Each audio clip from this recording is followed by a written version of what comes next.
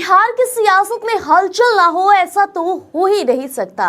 लेकिन कल जहां देखा गया कि राजधानी पटना में 10 सर्कुलर रोड यानी कि राबड़ी आवास के बाहर जो नजारा दिखा उसने एक बार के लिए सब कुछ चौंका दिया। जैसे ही नेता प्रतिपक्ष तेजस्वी यादव तमिलनाडु के दौरे से वापस लौटे, उनके पीछे पीछे गाड़ियों का एक काफिला आवास के अंदर दाखिल हुआ।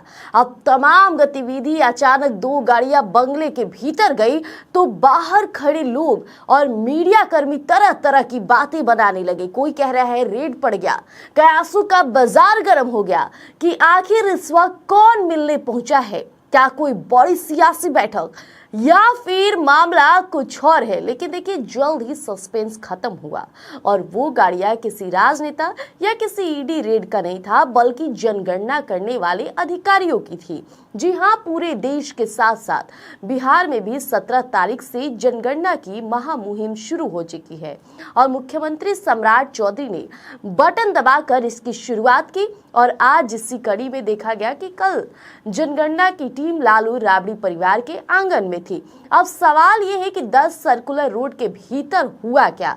तो देखिए हमारे पास वो तमाम तस्वीरें हैं जो अंदर की कहानी बयां कर रही है। आप अपनी स्क्रीन पर देख सकते हैं। एक तरफ जहां पूर्व मुख्यमंत्री राबड़ी देवी बैठी है तो दूसरी तरफ तेजस्वी यादव और उनके सामने जनगणना कार्य निदेशालय की निदेशक यानी कि रजिता जी और कई वरिष्ठ अधिकारी मौजूद हैं। अब तेजस्वी यादव ने शव गणना यानी सेल्फ एनुमरेशन प्रक्रिया के तहत अपना और अपने परिवार का पंजीकरण पूरा किया। अब ये जो डिजिटल जनगणना का दौर है, सब कुछ ऑनलाइन हो रहा है। तेजस्वी ने खुद अपने सोशल मीडिया हैंडल पर इन तस्वीरों को साझा करते हुए जानकारी दी कि उन्होंने अपना नागरिक कर्तव्य पूरा कर लिया और सीधे। लेकिन बात आ गई जनगणना तक नहीं, बल्कि जनगणना के अधिकारियों को विदा करने के बाद तेजस्वी यादव अपने पुराने रंग में नजर आए।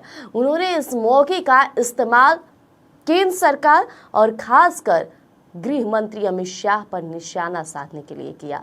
तेजस्वी यादव ने संसद में दिए गए अमित शाह के पुराने बयानों को ढाल बनाया और एक लंबा चौड़ा पोस्ट लिखकर पूछा कि क्या गृह मंत्री को जमीनी हकीकत का पता है।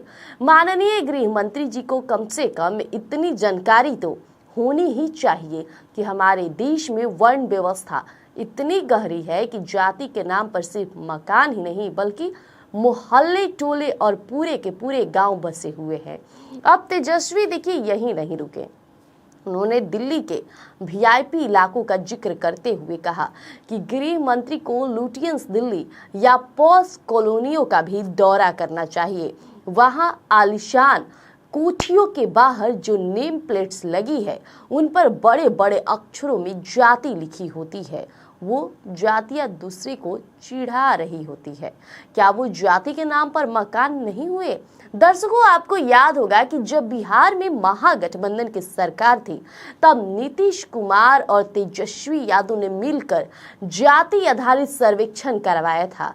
हालांकि उस वक्त विपक्ष में बैठी बीजेपी ने इसमें कई खामियां गिनाई थी।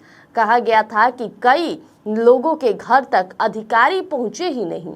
तो वहीं देखिए अब जब केंद्र सरकार पूरे देश में जनगणना करवा रही है तो तेजस्वी यादव ने सीधा सवाल दाग दिया है। उन्होंने पूछा है कि क्या प्रधानमंत्री नरेंद्र मोदी और अमित शाह अपने वादे के मुताबिक जातीय जनगणना करवाएंगे या फिर इसे सामान्य जनगणना बनाकर छोड़ दिया जाएगा। तो कुल मिलाकर 10 सर्कुलर रोड के अंदर जो कल जनगणना के बहाने सियासत का नया अध्याय लिखा गया। एक तरफ जहां अधिकारियों ने कागजी कार्रवाई पूरी की तो दूसरी तरफ तेजस्वी यादव ने जाति के मुद्दे पर केंद्र को घेरकर यह साफ कर दिया कि आने वाले चुनाव में मंडल की राजनीति एक बार फिर जोर पकड़ेगी। तो फिलहाल बने रहिए स्वराज पोस्ट पर, लेकर आएंगे तमाम अपडेट। धन्यवाद। गोल, जहां 28 वर्षों के सफर में 18,000 से भी अधिक छात्रों ने डॉक्टर एवं इंजीनियर बनकर सफलता की ऊंची उड़ान भरे है, जहां साधारण छात्र भी बिहार एवं झारखंड टॉपर बनकर बड़ा इतिहास बना रहे हैं। दूरदर्शी शिक्षाविद श्री विपिन सिंह के मार्गदर्शन में मेडिकल एवं इंजीनियरिंग के लाखों छात्रों के लिए आशा की किरण के रूप में गोल द रिजल्ट फैक्ट्री